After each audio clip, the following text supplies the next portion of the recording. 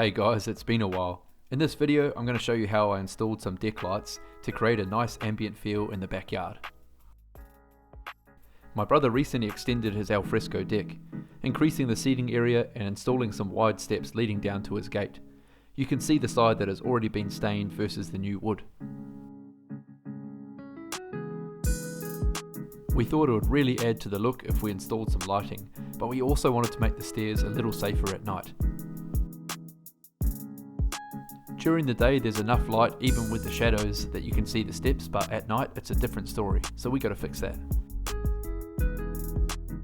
We purchased all the lights from Beacon Lighting. I think in total this job cost just over 900 Australian dollars. So we bought LED pin lights and step lights, and the kits came with pretty much everything needed, including cabling looms and power supplies. Here's a little look at the up lights, the little pin lights. They're kind of like mini down lights, but they're outdoor rated, and here are the step lights. All of this stuff is supposed to be weatherproof, which is really important because we live quite close to the beach, and all the salt in the air just erodes everything. Now we thought it would be a good idea to make a layout plan, so Jay sketched out the deck and we decided where we wanted to put each light. Once we'd agreed on spacing, we placed them out on the deck for a better look.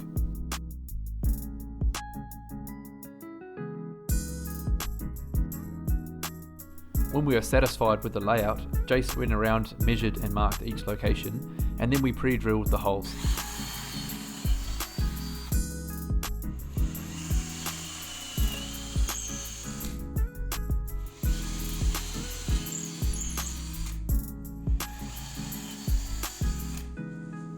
We had two different types of drill bit to make the 25mm holes. This one is the Irwin speed bore. It made a pretty clean hole and had no problems getting through the wood with the 240 volt drill.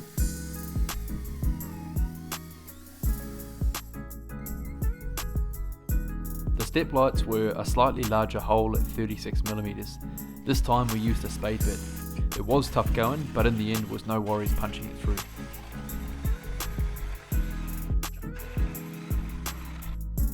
I used the shop vac to suck up all the chips and keep our work area tidy as we were going. We had to remove the screws and lift a few boards to route the cabling. As usual, I don't like showing too much of the electrical work as some of this is not DIY. But essentially I extended 240 volts to 3 different power supplies. Then from there we could connect the lighting looms that came in the kits. Everything is housed in conduit and water resistant junctions, and whatever was exposed was sealed as best as we could. Then all that was left to do was install all the screws we took out, ensuring everything was lined up nicely again.